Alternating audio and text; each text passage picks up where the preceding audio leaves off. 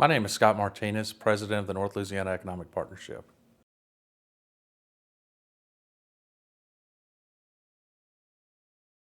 It entails managing a 14-parish regional economic development group. We have two offices in Shreveport and Monroe, Louisiana. We do economic development, workforce development, and advocacy.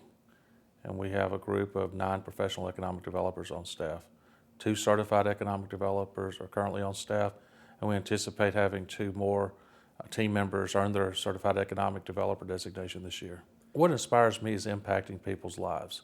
Sometimes as economic developers, we get caught up in metrics as far as capital investment and job numbers, but I like to look at it from a more personal basis as far as the people we're impacting by providing jobs in the communities we serve. That's the most beneficial thing and most rewarding thing to me that I do in my career, because it impacts people's lives and puts them in a position to support themselves and their families. I have. I go to church. I'm involved in civic groups in our area, so I see the impact that it has, not only for the people that take those jobs directly, but also the service companies and support companies that are benefited by our work. It's a project I worked on in Hutto, Texas. It was a multi-institution teaching center, and it is a center that allows vocational training to take place alongside academic programs. So someone can go to that center, they can get an MBA or an advanced degree, but they can also get a certificate in welding. And I like it because it serves that community and the diverse needs of that community. I did. My mentor and role model and first supervisor was a gentleman named Tom Stinson in Conroe, Texas. And when I took that job, one of the things that attracted me to that position was Tom was a certified economic developer, and just the way he carried himself.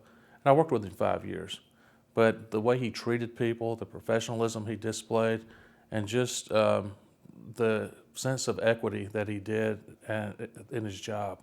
Everything was very balanced, and he was so even-keeled and just such a gentleman, and I really admire the way he treated people. And he was a very effective economic developer. A couple of things: be patient. You don't know everything just starting the field, even though you've read the books and you think you do. There's a lot of things that I know now that I didn't know last year. So it's a continual learning process in this profession, and it's ever evolving. So I encourage new practitioners to be patient, observe from their colleagues on how they do things, and also to listen. Listen to the needs of your board, your stakeholders, your community, and other members of your team, because oftentimes that's the best education and learning mechanism that we have. The professionalism, I think I know IEDC has been very instrumental in maintaining and enhancing the professionalism of our profession by the certification programs, by the constant opportunities for learning, not just traveling to conferences, but the webinars they provide, and beyond that, the network that I've gained through IEDC. There are many instances in my career where I've called colleagues that I know have faced a similar project or situation and asked for advice. And perhaps that's the most beneficial thing I get from IEDC. I think it has been and continues to be politics and just the political side of that we have to deal with in our profession. There's a constant change of what people's ideas for economic development are, and sometimes it's problematic.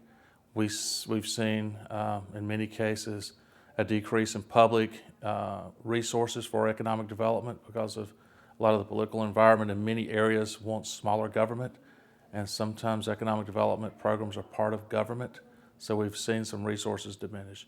But it's always, and I think will continue to be, the biggest challenge will be the political challenge. I think organizations like the one I work for, it's important that you're accountable and transparent to your stakeholders. And I think if you're accountable and you're transparent and you communicate what you're doing with your stakeholders, ultimately you can rise above any challenge. I don't think you can be effective and be emotionally detached. You have to believe in your community. You have to immerse yourself in your community. You need to know the product you're selling, and you can't do that if you're emotionally detached. I would say communicate what you're doing to your leadership.